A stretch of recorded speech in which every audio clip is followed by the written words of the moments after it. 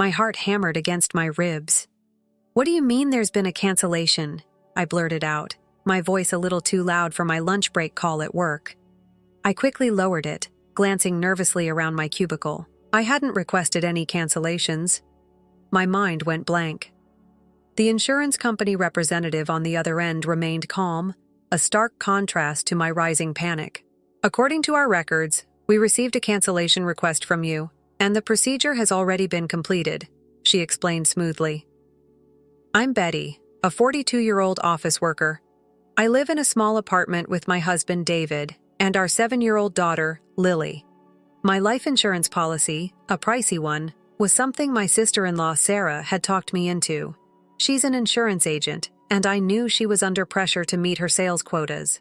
This whole day had been a mess from the start. David announced an unexpected overnight business trip as soon as he got out of bed, throwing the morning into chaos as he frantically packed.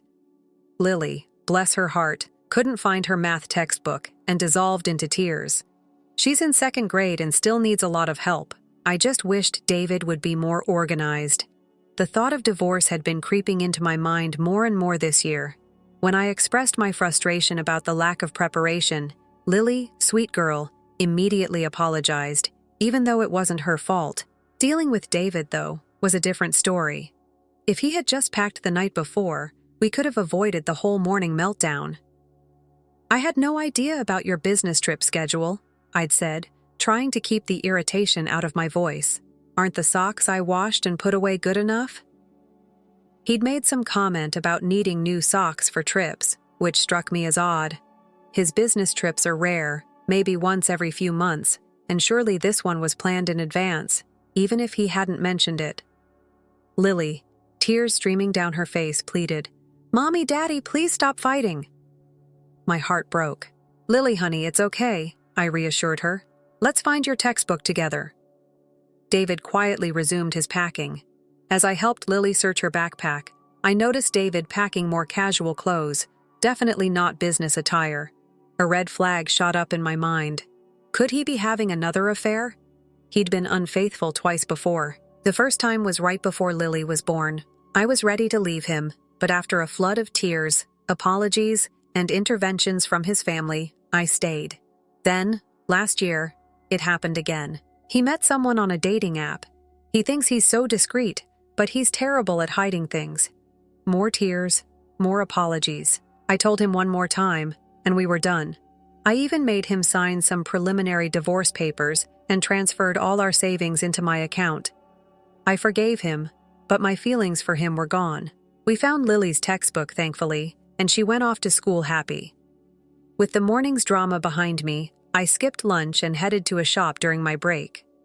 I saw an advertisement for my insurance company and remembered my policy was due for a bonus payment. With the high premiums I pay, these bonuses are a big deal.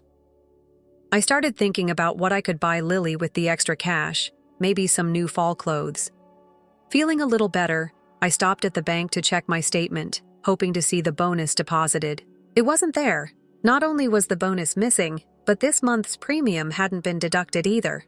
I was confused. Then, the morning's conversation with David about cancellations flashed through my mind. A knot of dread tightened in my stomach. I decided to call the insurance company. Sarah was out, so I spoke with another representative. That's when I heard about the cancellation. The representative insisted the paperwork was all in order, and the company had followed procedure. I reiterated that I had not authorized any cancellation. "I'll follow up with Sarah and my husband," I told her. "But please double-check everything on your end as well." My lunch break was almost over, and I realized I hadn't even eaten. I told my boss I needed to leave early and rushed out of the office. I called David. "David," I said, trying to keep my voice even. "Why are you calling? You said you were at work." Loud music blared in the background. "It's a little hard to believe you're working with that noise." "What's it to you?" he snapped. "I am working. What do you want?" "My life insurance," I said, my voice tightening. "It was canceled. Without my permission, and there's no record of any payment. Care to explain that?" He was quiet for a moment. Then he sighed. "Okay, fine. It was me." I wasn't surprised. I'd had a bad feeling about it, especially after this morning. "So, you did it," I said. "Where's the money, David?" "I used it," he said, like it was the most obvious thing in the world. "Mom needed it." "Needed it for what?" "She wanted to take a trip, a family trip." I stared at the wall, trying to process this. "You canceled my life insurance, the one I pay for, so your mother could go on a trip?" "Yeah, so what? I'm the beneficiary. It's my money anyway." "David, it's not your money until—" I stopped. There was no point in explaining. "And this business trip of yours? That was just a story, wasn't it?" "Yeah, so I'm at a fancy hotel right now. You should see the chandelier. It's huge." He actually sounded proud of himself. "You're unbelievable," I said. "Absolutely unbelievable. I pay those premiums, David, out of my paycheck. And you just cancel it? Without even talking to me?" "Look, it's no big deal," he said. "You're healthy. We can just start paying it again later." "The premiums go up as you get older, David. It doesn't work like that." "Whatever. I'm not the one paying them." My anger was rising, a slow burn. "Did your parents know about this? Did they tell you it was okay to do this?" "They were happy about it," he said. "They said it was a good idea." "Of course they did," I muttered. "And Sarah helped you, right? She forged my signature." "Yeah? So?" "So," I said, my voice shaking, "you canceled my life insurance without telling me to pay for a family trip with your family? What about Lily and me? Aren't we your family too?" "You and Lily are always together," he said. "I wanted to spend some time with my family for a change." "Your real family?" I asked, the words stinging. "Yeah, and Sarah said she'd get you a new policy anyway, so it's all good." "You're acting like a child, David," I said. "A spoiled child who does whatever he wants without thinking about anyone else." "If you don't like it," he said, his voice getting louder, "maybe we should just get a divorce." "Fine," I said. "Be prepared." And I hung up the phone. I walked out of the office, my hands shaking. I couldn't believe what David had done. He'd crossed a line, a big one. I went straight to the lawyer's office. I had those divorce papers he'd signed before, tucked away just in case. Well, just in case had arrived. I handed them over. "I want a divorce," I said. "Now." After that, I picked up Lily from after-school care. She was happy to see me, chattering about her day. I smiled, but my heart was heavy. I knew I had to tell her. When we got home, I sat her down. "Lily," I said, "remember how we talked about how sometimes grown-ups have problems and they can't fix them?" She nodded, her big eyes watching me. "Well," I said, "your dad and I are having a big problem, and we can't fix it, so we're going to live apart now." She looked confused. "You mean, Daddy won't live here anymore?" "That's right, honey," I said. "He's going to live somewhere else." She was quiet for a moment, then a little frown appeared on her face. "But why?" "It's complicated, sweetie," I said. "It's grown-up stuff. But it's not your fault, okay? It's not because of anything you did." "Okay," she said softly. Then, her eyes lit up. "Then can we start packing now? Can we go live with Grandma and Grandpa?" I was surprised. "Why do you want to do that, honey?" "Because," she said, Daddy makes you sad. And I don't like it when you're sad. He yells at you, and he never plays with me. Even on his days off, he just tells me to go away. Like this morning, when I couldn't find my book, he just yelled." Her voice trembled a little. I want you to be happy, Mommy." My heart broke. She'd been holding all this in, trying to be brave. "Oh, Lily," I said, pulling her into a hug. "I love you so much." "I love you too, Mommy," she whispered. I held her tight, tears stinging my eyes. "Okay," I said finally. "We'll pack, and we'll go stay with Grandma and Grandpa for a while." Later that night, after Lily was asleep, I started making calls. My parents were amazing. "Come home," they said immediately. "We'll help you. We'll help Lily." Don't worry about a thing. My dad even offered to borrow a truck from a friend to help us move. The next day was a whirlwind. I told the landlord, Lily's school, the other parents in her carpool, everyone. I called my boss and took the day off. I had to get this done before David came back. My parents arrived early, and we packed everything we needed. It was like a well-oiled machine. We'd done this before, after David's first mistake. I left a note for David. "We're divorced. Don't contact us." Then Lily and I got in the car, and we drove away, just like that. We were gone. I knew David would be furious when he got back and found us gone. Part of me wanted to be there to see his face, but another part of me, the bigger part, just wanted to be done with it. Done with the lies, the anger, the disappointment. I was tired of it all. We moved into my parents' house. It felt strange, going back to my childhood room, but it was also comforting. Lily seemed to adjust quickly. She loved being with her grandparents, and they doted on her. It was good for her. Good for both of us. A few days later, my phone rang. It was my mother-in-law. I hadn't blocked her number yet, figuring she'd probably call. I took a deep breath and answered. "Betty?" she said, her voice tight. "What is the meaning of this?" "David is beside himself. He's been crying nonstop." "We're divorced," I said calmly. I left a note. "Divorced? Over what? He hasn't even done anything this time." "He canceled my life insurance without my permission to pay for a family trip," I said. "That's not exactly nothing," she sputtered. But he's your husband. He's the beneficiary. It's practically his money anyway." "It's my money, actually," I said. "I pay the premiums, and he didn't even have the decency to talk to me about it first." "Oh, come on, Betty," she said. "Don't be so dramatic. He just wanted to take his mother on a little trip. Is that such a crime?" "It's a crime to forge my signature and cancel my insurance without my consent," I said. "Yes, it is." "Forgery? What are you talking about?" "I know Sarah was in on it," I said. "Don't pretend you don't know. You all thought you were so clever, didn't you?" She was quiet for a moment. Then, she said, her voice softer, "Betty, please, think about David. He loves you. He loves Lily. He's just impulsive. He didn't mean any harm." "He's had his chances," I said. "I gave him more chances than he deserved. I'm done." "But what about the family?" she pleaded. "What about David's parents? What about me?" "You should have thought about that before," I said.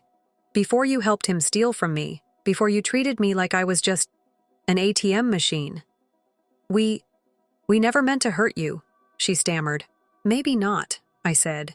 "But you did, and I'm not going to pretend it didn't happen. I'm not going to pretend we're one big happy family when you all went behind my back and did this. I'm done." "Betty, please," she said, her voice breaking. "Don't do this. Think about David." "I am thinking about David," I said. "And I'm thinking about Lily, and I'm thinking about myself, and I'm done." I hung up the phone. I knew she'd probably call back, but I didn't answer. I was done talking, done explaining, done forgiving. It was time to move on. The phone rang again a few minutes later. I didn't answer. I knew it was my mother-in-law. I just let it go to voicemail. I didn't need to hear any more of her excuses or pleas. I'd heard it all before. Tears, apologies, promises. They were just words, empty words. I spent the rest of the day focusing on Lily. We played games, read stories, and just talked. She seemed happier than she had been in a long time, more relaxed. It was like a weight had been lifted off her shoulders, and mine too. Later that week, I got a call from my lawyer. He said David had contacted him. He wasn't happy. Apparently, he'd quit his job. He was also avoiding his friends and family. He'd become a recluse. I wasn't surprised. David had always been dramatic. He liked to play the victim. It was his way of getting attention and sympathy. But this time, it wasn't working. This time, I wasn't there to comfort him, to tell him it was okay, because it wasn't okay. My lawyer also told me that the insurance company was willing to settle, They knew they were in the wrong. They'd fired Sarah, which, honestly, felt like a small victory. It wasn't going to bring back the peace of mind I'd lost, but it was something. The settlement wasn't huge, but it was enough. Enough to cover some of the expenses of moving, of starting over, enough to give Lily and me a little breathing room. I also started looking for a new place to live. My parents' house was great, but it wasn't a long-term solution. I wanted Lily to have her own room, her own space, and I wanted to have my own space too, a place where we could build our new life together. It wasn't easy. Finding a good apartment in a good school district was expensive, and I was a single mom now. I didn't have David's income anymore, but I was determined. I would do whatever it took to make a good life for Lily and me. One evening, while I was looking at apartment listings online, Lily came into the room. She was holding a drawing she'd made. "Mommy," she said, "look, it's you and me." I looked at the drawing. It was a picture of two stick figures holding hands. They were smiling. Above them, she had written, "Mommy and Lily, best friends forever." I smiled. "It's beautiful, honey," I said. "I love it." "We're going to be okay, Mommy," she said. "Right?" "Yes, sweetie," I said. "We're going to be more than okay. We're going to be great." And in that moment, I believed it. We would be great. We would be happy. We would be free. Things started to fall into place. It wasn't magic, and it wasn't easy, but it happened. I found a small but cozy apartment near a good school. It wasn't fancy, but it was ours. Lily was thrilled to finally have her own room. She decorated it with her drawings and her favorite stuffed animals. It was her little sanctuary. My parents were incredibly supportive. They helped me move. They helped with Lily after school, and they were always there with a kind word and a hot meal. I don't know what I would have done without them. David. Well, David was still David. He called a few times, mostly late at night, his voice slurred. He'd apologize, he'd cry, he'd make promises. But I didn't listen. I'd just hang up. There was nothing left to say. I heard through the grapevine that he was having a hard time. He'd lost his job, he was drinking too much, and his parents were disappointed. Let's just say that. I didn't take any pleasure in his misfortune. I didn't hate him. I just didn't care anymore. He was no longer a part of my life. The insurance settlement helped financially, but it wasn't a fortune. I had to be careful with money. I worked hard at my job, and I even picked up some freelance work on the side. It was tiring, but I was doing it for Lily. I wanted to give her the best life I could. Lily was thriving. She was doing well in school. She had friends, and she was happy. That was all that mattered to me. Seeing her smile, hearing her laugh, it made all the struggles worthwhile. One day, Lily came home from school with a flyer. It was for a mother-daughter dance. Her eyes lit up when she saw it. "Mommy," she said, "can we go, please?" I looked at the flyer, then at Lily. I hadn't been to a dance in years, and the thought of going without David, it felt strange. But then I looked at Lily's hopeful face and I knew what I had to do. "Of course we can go, honey," I said. "It'll be fun." And it was. We got dressed up in our fanciest clothes, we did our hair, and we even put on a little makeup. Lily looked like a princess. And I felt like myself again, for the first time in a long time. We danced, we laughed, and we even took some pictures. It was a special night, a night that I knew I would cherish forever. As we were driving home, Lily reached over and took my hand. "Thank you, Mommy," she said, "for everything." I squeezed her hand. "You're welcome, honey," I said. "I love you." "I love you too, Mommy," she said. "More than anything." And in that moment, I knew that everything was going to be okay. We had each other, and that was all we needed. We were a family. A small family, maybe, but a strong one. And we were going to be just fine. We were going to be happy. We were going to be free. Story 2. Hello, this is Laura. Marigold, my daughter, turned 15 this year, and her mother is 43 years old. Marigold has been putting a lot of effort into her studies lately, with the goal of enrolling in a reputable middle school within the next 2 years. After the difficulties I faced around 10 years ago, it has been nice to have a relatively calm life these days. I met Soren, who was in charge of accounting at the same company, when I was working my first job as a tax accountant. I was 29 and he was 31 when we decided to get married. Before we were married, Soren's father had died a few years prior, so he was living with his mother. If we were going to live with his mother, I asked him. Soren, she wants to live comfortably on her own. I was relieved because I didn't really want to live with my mother-in-law. I appreciated having our own space and privacy, but I was okay with living close by in case she needed assistance. Things seemed to be going smoothly until about a month after our wedding, when my mother-in-law began visiting our home more frequently. She offered to bring over some crab from a relative, and that was the innocent beginning of it all. She said, "I'll bring it over so we can have a crab dinner together tonight." She was so enthusiastic that it was hard to say no. She also loved to drink, so she asked us to have whiskey, wine, and beer ready for her. I assumed it would only happen once, a simple family dinner.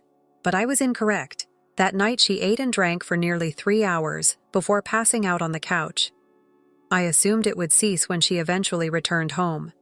But the next morning she started phoning again, seeking for reasons to drop by. Her visits rapidly grew regular, and she got bolder each time. For instance, she might phone in the evening and inquire, "Lyra, have you decided on supper yet?" If I mentioned I was just about to start cooking, she'd remark, "Well, I just got home from spending the day out with friends, and I'm ravenous. Could I join you for dinner?" I would try to tell her that I'd only bought enough for 2, but she'd insist. "No problem. I don't eat that much. Tell me a little, please." She would arrive almost every evening after that, as if she could always tell when I was about to begin cooking. She'd stay late, sometimes even spending the night. This became a regular thing, and I was losing my patience. I eventually asked Soren if he could talk to her and ask her to give us a bit more space. "She just wants to get along with you." He dismissed it. "Isn't that a good thing?" I reminded him that she promised to respect our privacy, and he agreed to speak to her politely, but nothing changed. The calls kept coming, and her visits continued. At last, I understood that she would continue to take advantage of me if I didn't establish some boundaries. Soren wasn't much help, so I decided to handle it myself. One day, when she called to ask if she could come over for dinner again, I said, "Actually, that won't work today. Soren and I were planned to come over to your apartment instead." She hesitated and said, "That's no good. I can't serve you anything special, even if you come over." "Oh, we don't mind at all," I said. "It would be nice to have a meal that you cooked." She then snapped back. "You're asking me to cook for you? Do you think that's fair?" I stood firm and replied, "Please don't come over today." And so I finally set some limits. After that, things became a bit more tolerable, and gradually, she stopped coming over unannounced. In retrospect, I'm pleased with myself for defending our homes tranquilly. I remarked, "Remember how we decided to preserve a respectful distance while retaining a nice relationship?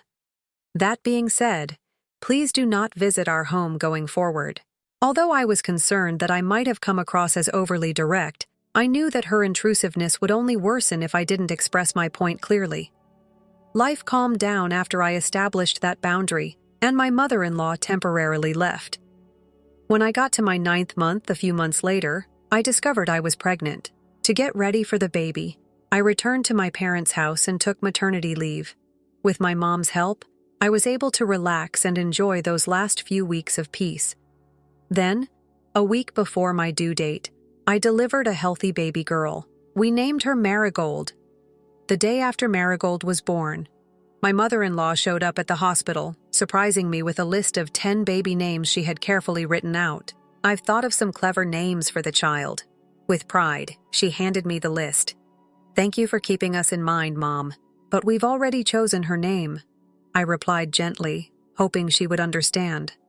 Soren, who was there with us, seemed caught off guard and asked, "Why would you pick a name without consulting me? This is my granddaughter too. I should have a say in naming her." "Please stop," I said firmly. "Although the paperwork hasn't been filed yet, we've already settled on her name." My mother-in-law was adamant about it. "You have time to make a change. Just say the word, and I'll handle it." At that time, my mother, who had been silently observing, finally stepped in. She said in a calm but firm voice, "Marigold is Sovereign and Lyra's child. It's their right to name her. These decisions do not belong to grandparents. However, I was really excited to assist in selecting her name. My mother-in-law fought, sounding pained, knowing where she was coming from, but keeping strong. My mom replied, Soren and Lara have been looking forward to this more than anyone else. You should know because you are a parent yourself, clearly taken aback. My mother-in-law glared at my mom before leaving the room. Soren quickly followed her to calm her down. I turned to thank my mother. Thank you for defending us. I feel so much better now that this is finally clear. I know coping with her must be challenging, my mom replied gently. But at least you'll get to rest here for a month, right? Yes, I'm planning to stay for about a month to fully recover, I assured her. Excellent. Make sure you get plenty of rest, she said with a smile. However, Soren and my mother-in-law came to pick me up on the day I was scheduled to leave the hospital. She announced with a cheerful smile, Everything is prepared for Marigold's arrival. Let's go home, Leora. Wait a minute, I replied, surprised. I thought I'd note that I was intending to heal at my folks' place for the first month. Is your parents' place really the best environment for you and Marigold right now? She asked, with a slightly annoyed expression. Soren has been eagerly waiting for you both to come home. My mother stepped in and said, Leora is still recovering, and I'm here to take good care of her and the baby. I live nearby, so she's in good hands. My mother-in-law wouldn't let it go, but there's no rush. Now, Leora, hurry up and get ready. I'm not leaving until you're packed. Soren, who had been awkwardly silent, finally spoke up. I want Leora and Marigold home too, but she's still healing and needs help with the housekeeping. He glanced at his mom, adding, We'll manage, and Mom said she'd help us out for a while, but my mother-in-law didn't give up. She remarked, Leora, you've already relied on your mother so much during the pregnancy. Do you not believe that further burdening her is self-centered? At that point, I felt stuck. My mom had told me not to worry, but I knew that if I insisted on staying with my parents, my mother-in-law might hold a grudge and make things even harder for us later. So, to avoid more tension, I decided to go back to my own home instead. However, I quickly realized I might have made the wrong choice. My mother-in-law arrived the following day, as though she had been waiting for her opportunity. Marigold, Grandma is going to hold you now, she said, reaching for the baby. Please don't wake her. She just fell asleep, I whispered, trying to keep the peace. Oh, it's fine, she replied, brushing off my concerns as she cradled Marigold in her arms. That was only the beginning of the challenges to come. I raised Soren. You know, my mother-in-law said proudly, as she lifted Marigold out of her crib. But as soon as she picked her up, Marigold began wailing loudly. My mother-in-law's tears would not stop no matter what she did. She sighed and muttered, Isn't this youngster a tad high-strung? That's why I asked you not to wake her, I replied gently but firmly.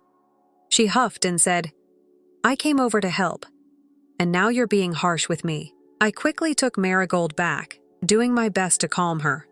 Once she settled down, I said, If you're here to help, maybe you could do some shopping and prepare meals. I'm really not able to go out yet. She frowned. Cooking isn't really my thing, she replied. I'd rather help with childcare. I can handle Marigold, I told her. But if you could manage the other duties, it would be a tremendous assistance. Oh, liar, she said with a grin.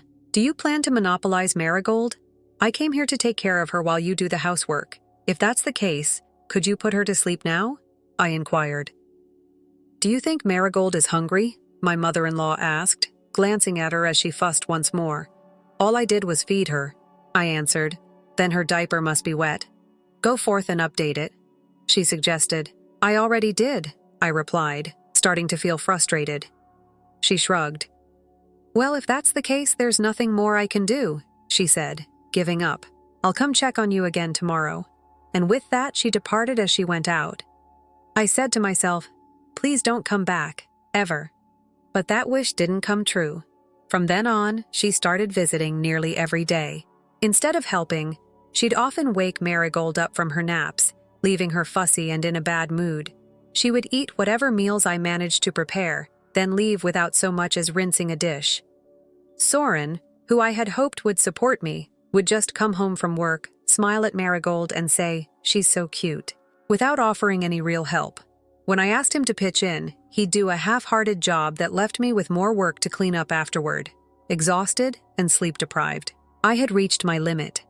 About a month after Marigold was born, Soren actually got up early one morning and said, "I'll watch Marigold so you can get some rest. You must be worn out." "Are you sure?" I asked, grateful, but a bit wary. "Will you be okay on your own?" "My mom's coming over soon, so it'll be fine." He reassured me, hoping for the best. I went back to bed about an hour later, though. I heard Marigold crying. I thought my mother-in-law or Soren would calm her, so I tried to ignore it. But as the cries grew louder, I couldn't stay in bed anymore. I got up and hurried to Marigold's room. There was no sign of Soren. My mother-in-law stood by the crib looking irritated, while Marigold cried her heart out. "Where?" "Soren." Confused, I asked. "He left," she replied flatly. "He got a call from a friend or something."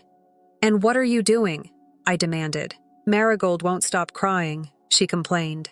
"Did you check her diaper?" "Are you asking me to do that?" she replied, annoyed. "It's been ages since I changed a diaper. Now that you're here, hurry up and take care of it." Feeling more frustrated with myself than anyone else, I quickly changed Marigold's diaper, and she started to relax down in my arms just as she dozed off. My mother-in-law said, "Oh, she's in a better mood now. Give her to me and I'll take Marigold." Resigned. I went to the kitchen to clean up the dishes that Soren and his mom had presumably used. But before I could finish, I heard Marigold fussing again. In a desperate attempt to calm her, my mother-in-law said, "It's Grandma Marigold. It's Grandma." But the more she rocked Marigold, the louder the baby cried. I tried to step in to calm Marigold, but then something shocking happened. My mother-in-law, clearly frustrated, looked at Marigold and snapped, "Why are you always crying? Your night weeping is irritating too. Simply stop talking." And then, in a burst of anger, she actually smacked Marigold on the head. I gasped, horrified. "What are you doing?" "Quit!" I screamed. "What are you doing? Quit!" My mother-in-law looked at me defiantly and said, "I'm punishing her because she won't listen." Look, she's quiet now, but as I looked down at Marigold, her little body seemed limp, her arms and legs dangling. She looked like she had lost consciousness. I quickly grabbed Marigold from her arms, panicking. "What the heck are you trying to do?" "Kill her. If anything happens to Marigold, I won't forgive you," I shouted without waiting for her response. I immediately called for an ambulance as the medics arrived, and we rushed Marigold to the hospital. My mother-in-law finally seemed to realize how serious this was. She followed us in silence, but as we arrived, I overheard her talking to the nurse. "She fell out of the crib," she said. "Please help her." I was shocked. "Why are you lying? You hit her," I protested. But I knew this wasn't the time to argue. After what felt like an eternity, the doctor came out with an update. "Your daughter has shaken baby syndrome. She vomited and had a seizure afterward, which confirms it." "Will she be okay? Has she regained consciousness?" I inquired, terrified. The doctor nodded reassuringly. "Her brain activity looks normal, and she's in a restful sleep right now. If she continues to improve, you should be able to take her home today. But just to clarify," he added, "you mentioned that she fell out of the crib." "What?" I replied, shocked.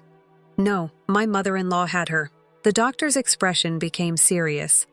Shaken baby syndrome doesn't occur from simply falling out of a crib. It only happens when a baby's head is violently shaken or struck hard. My mother-in-law, suddenly defensive, tried to protest. "I did no such thing." She must have misunderstood. The doctor cut her off, his voice firm. "Shaken baby syndrome is not something to take lightly. You are very fortunate that this case was mild. In severe instances, it can lead to brain bleeding, vision impairment, and even death. Hitting or shaking a baby for any reason is unacceptable." She fell silent, realizing she couldn't talk her way out of this. But before I could say more, I was led to a small room where I waited for what felt like hours. Eventually, 2 police officers arrived.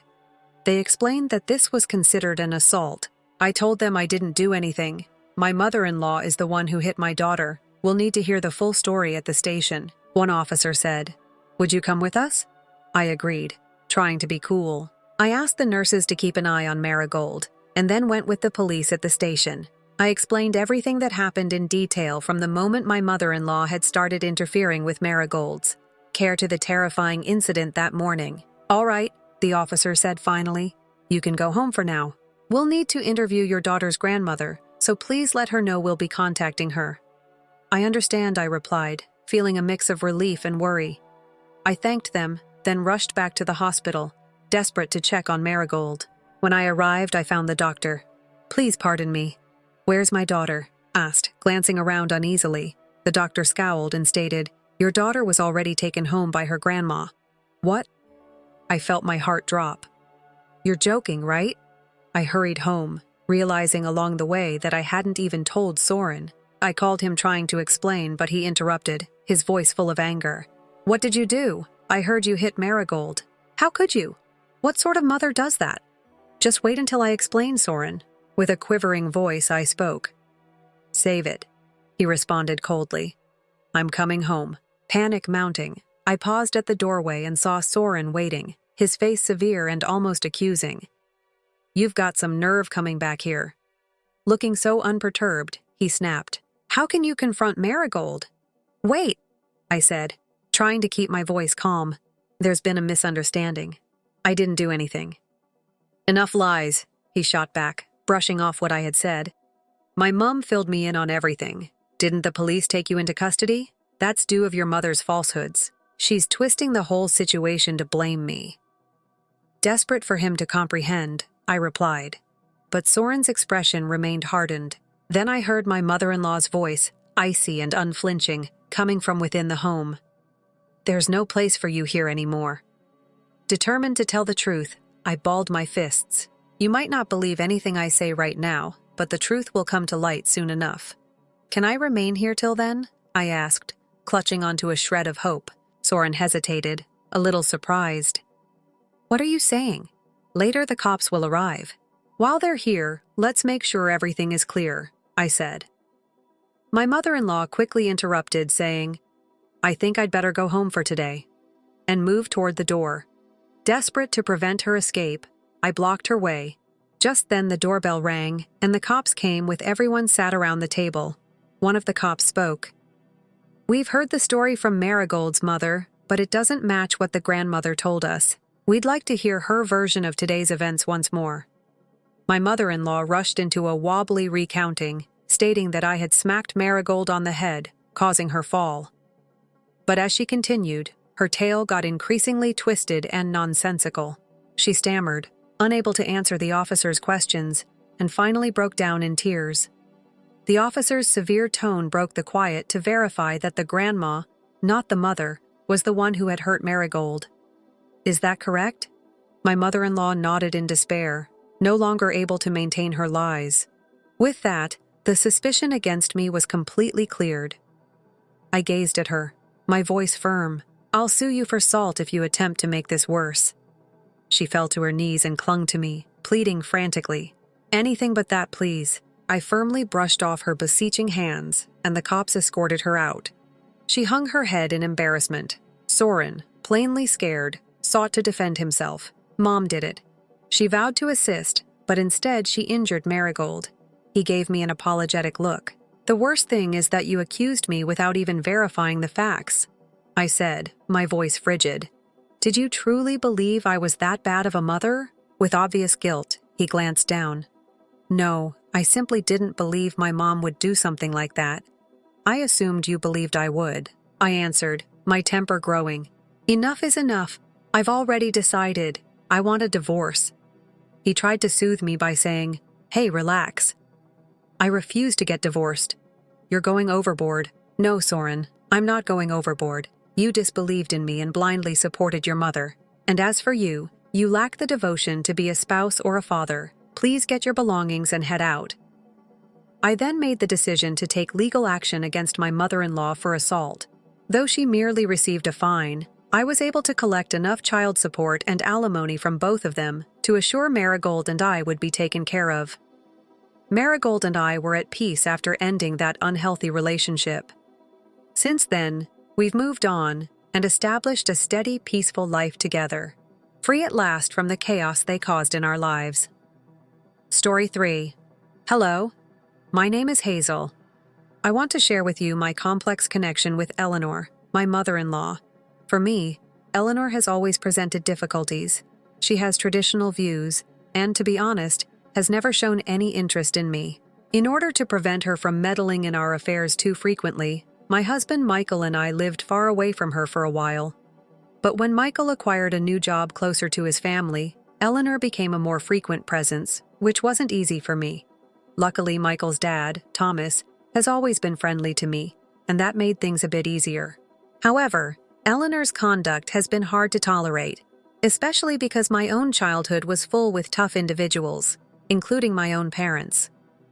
Despite my issues with Eleanor, I wanted my daughter Mabel, who was 9 at the time, to have a good relationship with her grandparents.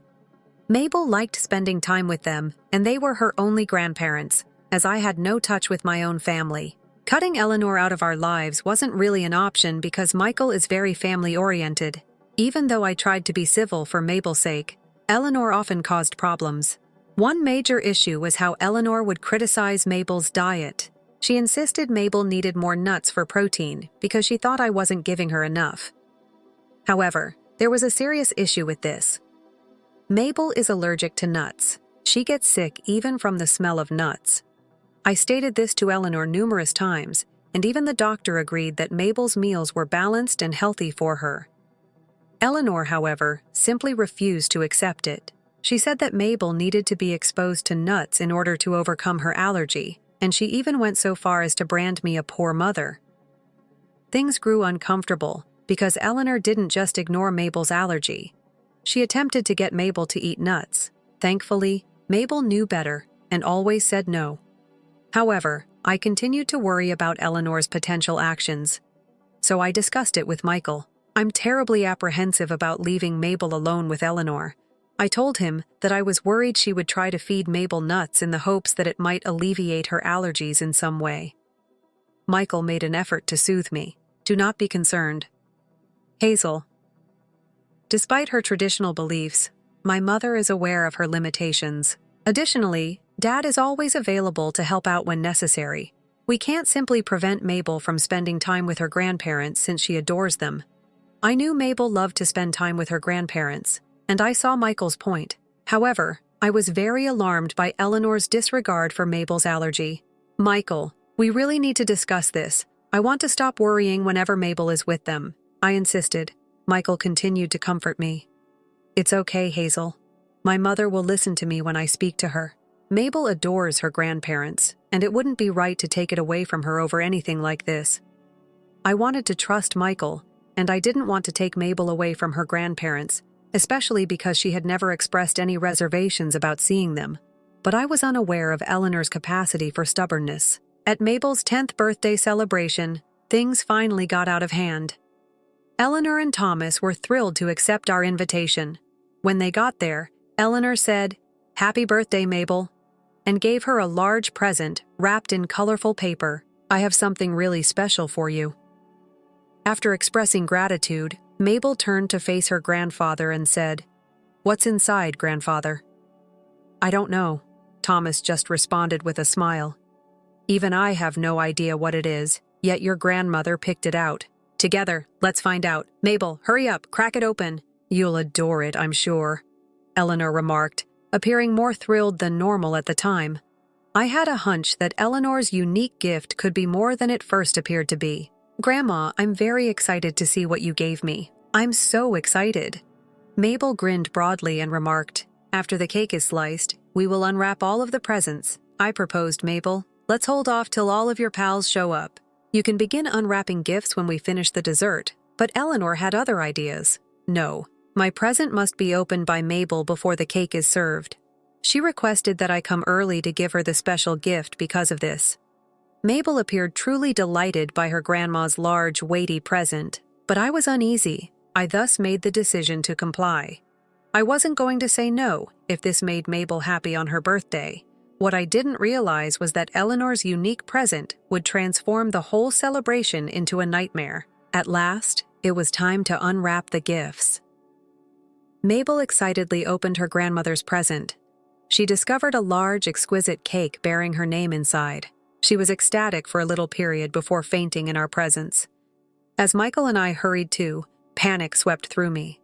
Mabel sighed, breathing shallowly, and her face going pale. As soon as we noticed that her neck was beginning to swell, Michael quickly got the epinephrine shot while someone else called 911. My pulse was racing, and the only person I could think of was Mabel, since I knew precisely who was responsible. I shook with rage and turned to Eleanor. "What the hell did you put in Mabel's cake, Eleanor?" I insisted. "Tell me about its contents." My voice trembled with dread and wrath. Eleanor shrugged as if she were innocent. "Hazel, I didn't do anything. It is really an ordinary cake. I don't know what's going on. Perhaps you did something. You consistently disregard my dietary recommendations for her. Now take a peek at her." She made accusations against me as though I were somehow to blame. I disregarded her justifications and focused on Mabel, giving her the emergency dose I usually had on hand for situations like this. Mabel's swelling decreased somewhat after a few minutes, but she remained unconscious. I realized she had to be sent to the hospital immediately. Tears entered my eyes as I observed my daughter laying there, and even Michael appeared near to breaking down. Eleanor, recognizing the seriousness of the situation, started crying too, attempting to interpret what transpired.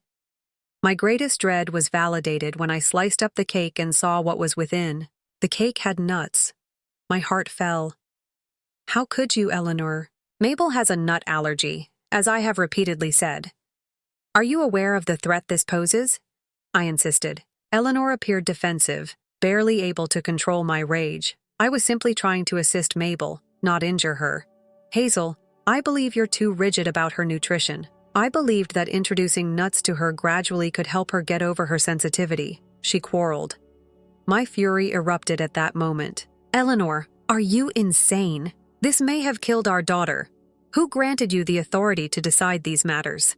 "I'm her granny. I have the right to take care of her." Eleanor retaliated. "You're going overboard.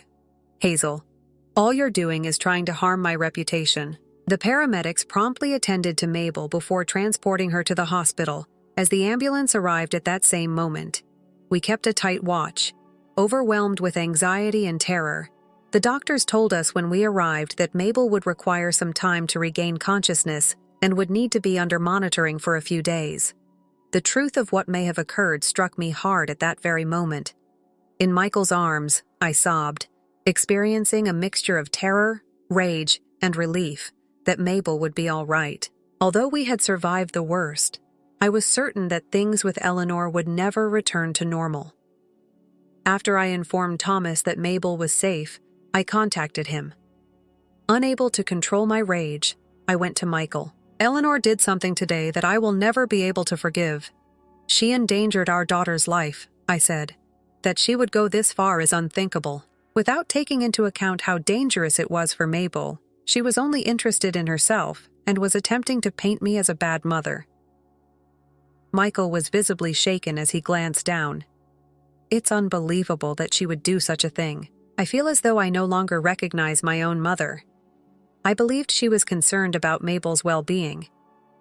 But now I see that her sole concern was looking good. I'm so sorry. Hazel, I didn't realize sooner. I ought to have done more to keep Mabel safe." For the first time, he realized the truth about his mother. Michael appeared to be inconsolable. He started to realize how serious the situation was and how much damage Eleanor's actions may do. Eleanor's actions obviously shocked even Thomas, who had always been a kind grandfather. She had gone too far this time, and we all knew it was serious. We had to stop Eleanor from harming Mabel. Her behavior posed a serious risk to our daughter's security, and we were determined to shield Mabel from such influence. We knew we couldn't allow Eleanor to stay in our life because it wasn't safe for Mabel. While Mabel remained in the medical facility, Michael and I had to make a tough choice. We had to deal with what had transpired and ensure that Eleanor would never again put Mabel in risk.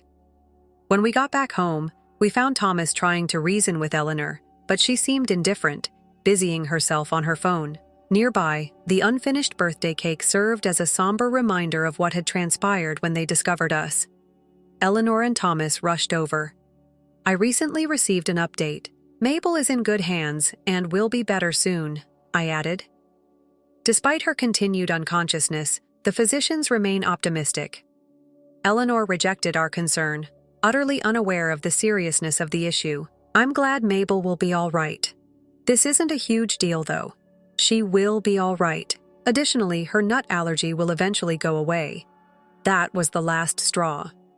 When Michael's patience ran out, he went up to her mother. Are you even aware of your actions? You placed Mabel in the hospital and now act like it's no big thing. Mabel almost lost her life as a result of your disdain and intransigence. Thomas expressed his dismay, just as agitated. As they observed Eleanor's lack of regret, the guests who had lingered behind to cheer us on were surprised and displeased.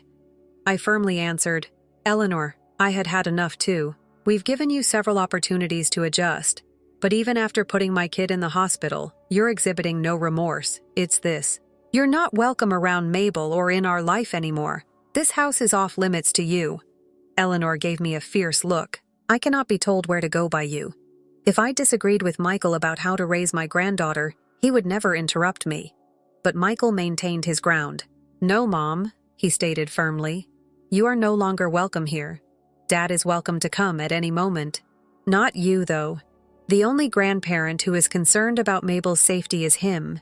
You took her to the hospital and pretended that it was the proper course of action. Someone that irresponsible cannot be near my daughter. Eleanor gasped.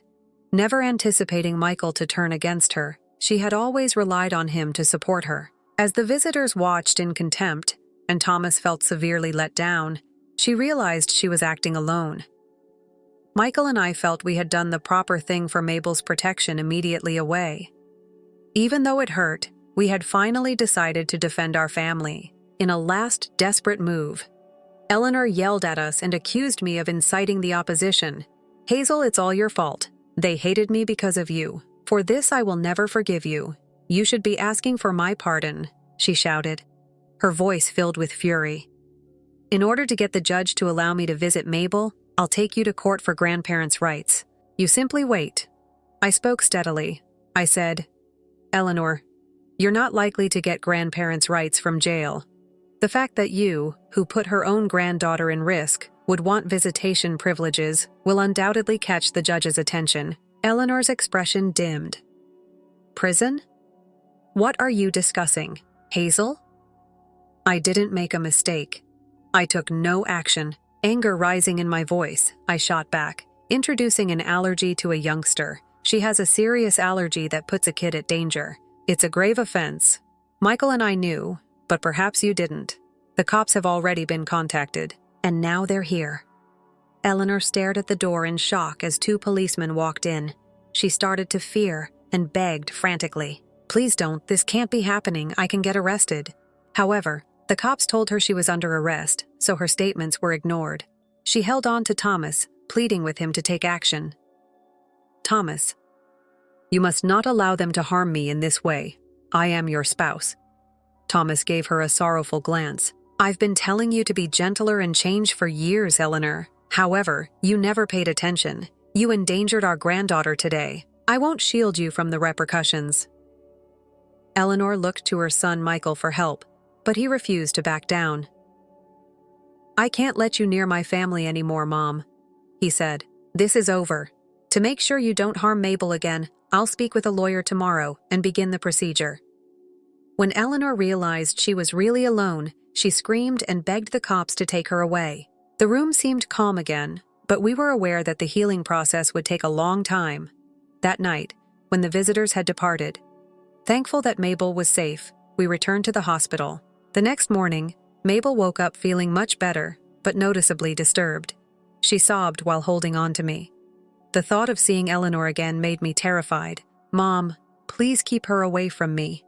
She forced me to consume foods that made me ill, to assist Mabel in managing her feelings. In addition to finding her a therapist, Michael and I started going to family therapy to improve our relationship. It was really helpful to have Thomas's assistance during the entire process. As a family, we then started to reestablish our sense of security and trust. Eleanor's life fell apart in an instant. As word got out about what she had done, her family members severed their relationship with her because they were disgusted. Shocked and upset, her pals stopped talking to her, abandoned with no one to seek help from. She was in dire need of assistance, but she was unable to locate anyone who would stand by her side. The next day, Thomas delivered the divorce papers to her while she was still incarcerated, further contributing to her demise. Eleanor was forced to deal with the fallout from her decisions alone, feeling angry and powerless. For us, it was the start of a new chapter that was centered on reconciliation and healing, and Mabel's tenacity was evident. And our family became stronger because of Thomas's steadfast support. In the months that followed, Thomas was able to obtain a speedy divorce, free from the upheaval and terror Eleanor had previously introduced into our lives. We proceeded with our legal case against Eleanor, using the police report and state statutes as strong proof. And although she was supposed to pay Mabel's medical fees, the judge decided against her, and her financial difficulties finally resulted in a lengthy jail sentence. We were also given restraining orders to prevent her from ever being around our family. Our sense of security has been restored, now that we know Eleanor cannot meddle in our affairs. However, we continue to be watchful. She will encounter two extremely protective parents if she ever tries to go beyond the limits we've established. Michael and I are ready to do all in our power to protect Mabel and make sure she is raised in a secure, kind, and encouraging environment. Story 5. Willow Hart sneered at me when I announced my resignation. I stayed calm, keeping my gaze steady and quiet. The conversation had been about the company's choice to cut labor costs, and Willow seemed to enjoy blaming those who took advantage of overtime pay. Camden Brooks, her little shadow, seemed just as excited about cutting expenses. A week later, my phone rang nonstop with calls from the company. When I finally answered, the president sharply asked, "Who exactly are you?" I couldn't help it. I laughed. I introduced myself as Harper Quinn, a 57-year-old employee with 35 years of loyal service since graduating college. I explained how our company provided administrative services, especially for busy presidents of other companies, helping them with clerical tasks and handling tax-related matters. I was proud to say I managed 40 clients. However, despite having a part-time helper, the workload had become overwhelming. But I couldn't show weakness. My clients had relied on me for years, and their struggles pushed me to keep going. Today, as I sat at my computer, Camden and Willow's constant harassment was on my mind. Camden, who was 7 years younger than me and now head of the tax department, had completely changed after his promotion 3 months ago. His once polite attitude had turned rude, and he often complained, making every interaction difficult. Even when I tried to stand up for myself, he didn't care and would just tell me to follow the manual, warning me not to take unnecessary steps. Willow, who worked as Camden's assistant, also joined in the bullying. She criticized my work efficiency and made fun of my position, even though I had turned down the chance to become the department head, a fact neither of them knew. I continued doing my job, but the harassment didn't stop. Camden accused me of working too much overtime, saying it was wasteful, and Willow would sigh and agree, claiming that my overtime was hurting the whole department's performance. The real reason for my overtime was that Camden had dumped a month's worth of client files on my desk, telling me they had to be done by the end of the month. After work, I looked at the pile of files, feeling exhausted. Wait, all these have deadlines this month? I asked myself in confusion. But before I could fully process the situation, Camden was already packing up his desk, uninterested in my concerns. "I'm heading out. Good luck with that," he said casually as he left the office, leaving me with an overwhelming amount of work. Willow soon followed, adding to my frustration with a mocking laugh. As I sat there, I realized that some of the files had been Willow's responsibility. That's when it hit me. Camden and Willow were trying to push me into retiring. My extensive experience and deep knowledge of taxation made me a valuable resource for the rest of the department, even more than Camden. His unfriendly attitude and unattractive personality made people avoid him, except for Willow, who seemed to stay close to him for strategic reasons. It was clear that Willow was trying to impress Camden, and her harassment wasn't just personal. She wanted to win his favor, as he was the one evaluating the department's performance. Despite the challenges, I had to keep working, balancing my regular tasks with preparing tax declarations for my clients. The workload seemed endless, but I knew if I claimed overtime, Camden and Willow would complain even more. So I resigned myself to working extra hours without pay. Then, unexpectedly, I was called to the president's office. Our company had recently gotten a new president after the former president became ill. The new president, his son, didn't know much about the company yet. When I walked into the office, I saw Camden and Willow smirking at me. The atmosphere was tense as the president dropped a bombshell. "Harper, we need you to resign by the end of the month." My head spun. I asked for more information, and it turned out that Camden and Willow had accused me of overbilling for overtime. While others had around 15 hours of overtime, they claimed I had worked over 60. The president, unaware of the real situation, seemed impressed by Camden and Willow's zero overtime record. It was then that the truth hit me. The extra overtime was because I had been doing both Camden and Willow's work. But if I told the president that, it might look like I couldn't manage my time properly. I calmly explained the situation, stating that I hadn't overbilled for overtime, but had simply struggled to finish the massive workload within regular hours. The president sighed deeply, unsure of what to do. He doubted my story but admitted there wasn't enough evidence to take action against me. Even so, the weight of their accusations hung heavily in the air. He insisted that they couldn't keep someone who worked at such a slow pace. Resigned to the situation, it was clear the president had made up his mind. He suggested I resign, and there wasn't much left for me to argue. After dedicating 35 years of my life to the company, I was being asked to leave. A deep weariness washed over me. Despite all my hard work, especially the extra tasks dumped on me by Camden and Willow, none of it seemed to matter. I agreed to leave at the end of the month, reminding the president that I had already informed him of my intention to resign. As I glanced at Camden and Willow, their smug smiles told me they were more than satisfied with the outcome. Willow, with her usual sarcasm, taunted me as I left the president's office, saying, "Thanks for quitting." Her words cut through me, but I kept silent, responding with just a steady gaze.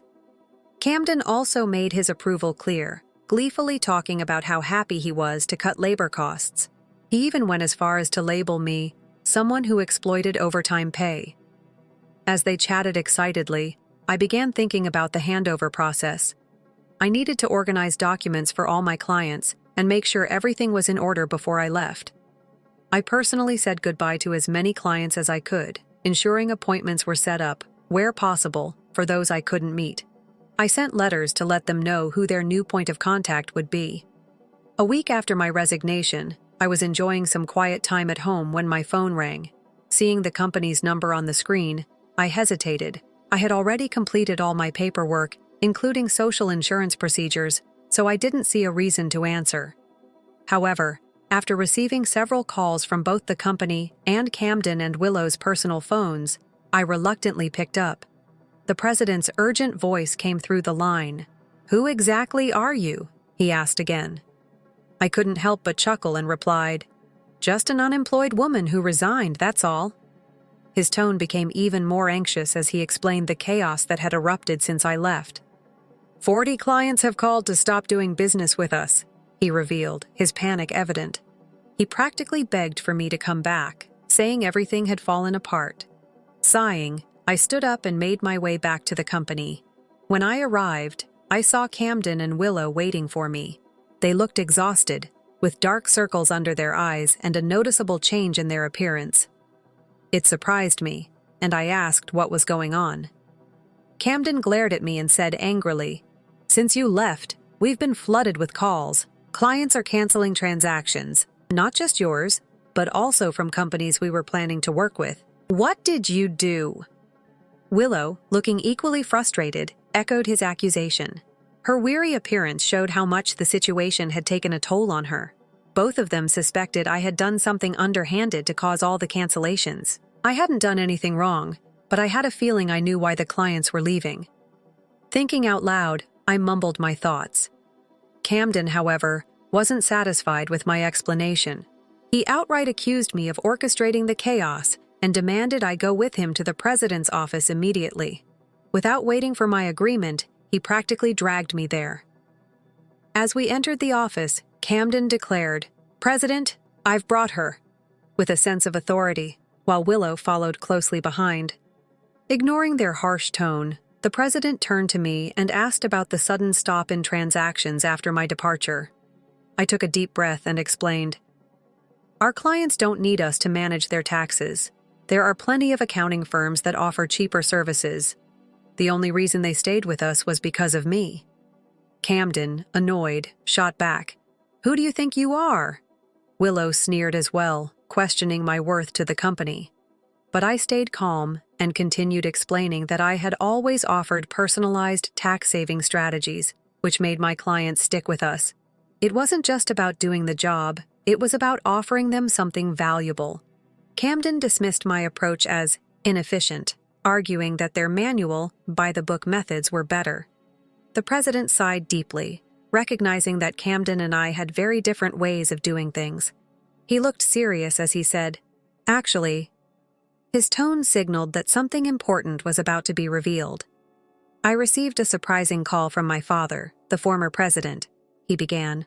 "It turns out that some of the clients who canceled came directly to him to negotiate, asking if we could bring you back." I was shocked. I hadn't expected clients to go that far for me. The president's father emphasized that the tax department had been thriving because of my contributions. Not only had I managed my own clients effectively, but I had also helped other colleagues with theirs. "You knew more than even Camden did," the president added. "If you hadn't turned down the promotion to department head, you would have been in a much higher position by now." The president's face showed regret. Willow looked stunned, as if she was struggling with the idea that I could have been her superior. The president apologized for making me resign in the first place, clearly realizing the mistake they had made. He asked if I would consider taking back my resignation, explaining that according to his father, I was indispensable to the company. While I appreciated this sudden change in perspective, I hesitated to accept. Before I could respond, Camden interrupted, visibly upset. He protested the president's decision, questioning why I was chosen over him. Willow quickly backed him up, praising Camden's leadership and expressing disbelief that I was being favored. But the president wasn't having it. He sternly addressed them, revealing that since I had resigned, numerous complaints had surfaced from the tax department. It seemed Camden had been shifting his workload onto others, even handing off some of Willow's work to subordinates. Camden's face turned pale as the president exposed the truth. Camden had been dumping his client work onto others while accusing me of being a thief. The irony of the situation became clear as the president explained how Camden had been manipulating the system all along. To make matters worse, the president brought up rumors about Camden and Willow's romantic involvement. Camden tried to brush it off, claiming he was just mentoring Willow as her superior, but the president wasn't convinced. He had receipts from the accounting department showing expensive dinners that Camden had charged to the company. Confronted with the evidence, Camden was at a loss for words, sweating profusely. Willow turned ghostly pale, realizing the seriousness of the situation. The president accused them both of neglecting their duties, inflating expense claims, and violating company policy by having an affair, especially while Camden was married. In a calm but firm manner, the president announced their immediate termination. Camden and Willow tried to resist. Camden desperately pleaded, "I have a family." Willow echoed his sentiment, her voice shaking with fear at the thought of being fired.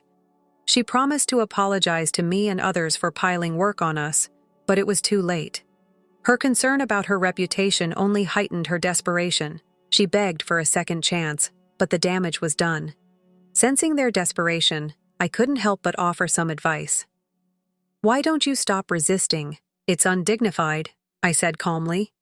Camden glared at me and snapped, "Shut up! What would a single person like you know?" I sighed and replied, "Camden, you are the one who got me fired. It's just karma. What goes around comes around. Maybe it's time to take some responsibility." Camden looked away, clearly frustrated, while Willow bit her lip in distress. I knew more about their misconduct and turned to the president with a smile, asking, "Should I share the rest?" Both Camden and Willow immediately panicked, trying to stop me from revealing more, but I issued them a warning. Wrongdoings eventually come to light, and they should face reality before things got even worse. At that, Camden and Willow collapsed to their knees, pleading for mercy. The president, however, had made up his mind and fired them on the spot. Later, I revealed the full extent of Camden and Willow's misdeeds, including how Camden had faked business trips to spend days with Willow, and how they had bullied other employees into quitting. They would give them sudden tasks with impossible deadlines, making their lives miserable until they left. Some of those employees had asked me to stay quiet at the time, but since they had moved on to better jobs, I decided it was time to speak up. The president was furious at the revelations, especially about the inflated expense claims. He expressed his anger over how they had manipulated the system and planned to cut Camden and Willow's final pay. Camden, with tears in his eyes, begged the president not to dock his salary, fearing the impact on his family, but the truth about his affair with Willow had already spread. It led to Camden's divorce, and both of them now faced compensation claims as part of the lawsuit. I became aware of the full situation when Camden reached out to me, asking for help persuading the president to reconsider their firings. Desperate, Camden and Willow had found themselves in a dire situation. Because of the tight-knit nature of the tax industry, word of their misconduct had spread fast, making it nearly impossible for them to find new jobs. They struggled to make ends meet, and eventually both were forced to take on day labor at construction sites, a far cry from their previous office roles. Willow would often call me, crying and pleading for help. "Harper, please help. I just wanted a better life." "I never really liked Camden," she sobbed over the phone. But despite her tears, I couldn't ignore the fact that their situation was a consequence of their own actions. Many people, myself included, had suffered because of their behavior. I firmly reminded Willow, "You can't unring a bell. What's done is done. The consequences you're facing now are because of the choices you made." Willow's protests were filled with regret, but there was nothing she could do to change the outcome. She had to face the reality of her actions, just as Camden did. As for me, I felt a sense of closure. Though their downfall didn't bring me joy, it brought a sense of justice for the unfair treatment I and others had endured. While they struggled with the mess they had created, I was ready to move forward, knowing that sometimes what goes around truly does come around. That said, I decided to distance myself from the chaos of the corporate world. Even though the president begged me to come back, I had no desire to return. Once I had been told to resign, the door was closed for me. Instead, I found peace helping out at a friend's small tax office. It was a way to earn some extra money while enjoying a much more relaxed lifestyle. I no longer had to deal with the stress and drama that came with working in a big company. Looking ahead, I began to dream about starting my own tax office. I imagined a place where I could serve my clients in a personal and meaningful way, without all the red tape and corporate rules. I wanted to create an environment where I could focus fully on my clients' needs and be on equal terms with them. As a tax accountant, my goal was to provide a service where my clients felt valued, not treated like just another number in a system. This marked the start of a new chapter in my life. It was a chapter filled with excitement and new opportunities. I was free to pursue what truly mattered to me, creating something of my own and building stronger relationships with the people I worked with. My second life was just beginning, and I couldn't wait to see where this journey would take me. No longer tied down by corporate demands, I felt lighter and more in control of my future. Every day brought a new sense of purpose, and for the first time in a long while, I felt a deep sense of satisfaction. My focus was clear: to build a business where I could thrive and where my clients could trust that their needs were my top priority. As I moved forward, I knew this new path was the one I had been waiting for, a chance to grow both personally and professionally in ways I hadn't thought possible before. With a heart full of optimism and determination, I eagerly anticipated what lay ahead.